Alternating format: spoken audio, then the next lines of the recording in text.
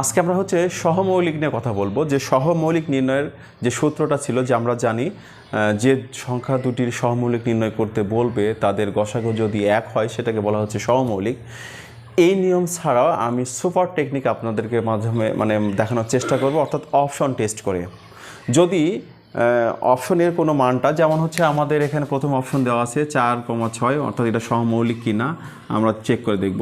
এই 4,6 এই জিনিসটাকে আমরা ভগ্নাংশ আকারে লিখলাম, লব-হর আকারে লিখলাম। লেখার পর যদি এটাকে দেখি আপনার ভাগ যাচ্ছে কত দ্বারা, 2 দ্বারা ভাগ যাচ্ছে। 2 দ্বারা ভাগ করলে হচ্ছে কত, 2, আর এদিকে হচ্ছে 3। এই এক ব্যতীত অন্য যে কোনো সংখ্যা দেওয়া যদি ভাগ যায় তাহলে সেটা সহমৌলিক হবে না। যেমন 6কে যাচ্ছে 3 দ্বারা, তাহলে 3 তারিখে 2 আর হচ্ছে 3, এটাও সহমৌলিক নয়, এটাও সহমৌলিক নয়।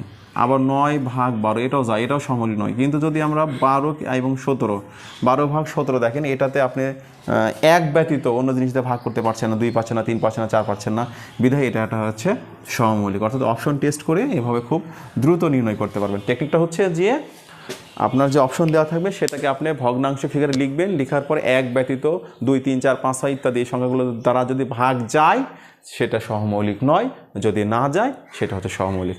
আশা করি বিষয়টা বুঝছেন। ধন্যবাদ সবাইকে।